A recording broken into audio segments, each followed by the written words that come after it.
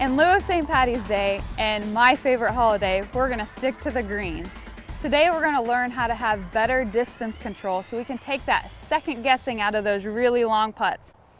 But what we're gonna do is we're actually gonna go back to the basics. We need a foundation for our putting game in order for us to have good distance control.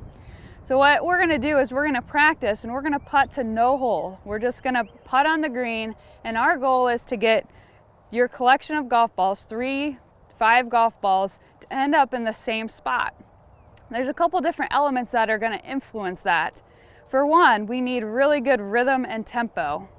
Number 2, we need the same stroke length on every single putt. So if we can accomplish those 2 things in our first couple putts, we should see that the balls are going to roll out the same distance. And from there, we're going to build. So let me go ahead and hit a couple putts. I'll show you my routine and show you my practice here. And this is what I want you to do. So 3 balls, I'm going to set up to it. My stance width is always the same on all of my putts. I never make it wider or more narrow for longer putts. It's always very consistent. And why I do that is so my stroke length can be, so I know where my stroke length is, really. So on this base putt, what I want is the putter head to travel just to the outside of my foot. And when I do that for my speed and tempo, that ball typically rolls out about 10 to 12 feet on my home golf course, which is here at Falcon Ridge. So I'll go ahead and hit a couple putts and we'll see how my collection of balls end up.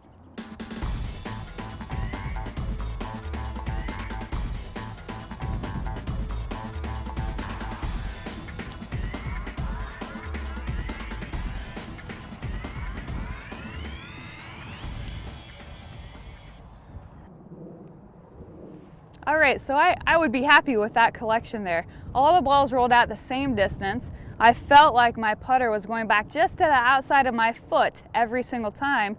And I know that my tempo and rhythm is on cue because my balls all were in the same collection area.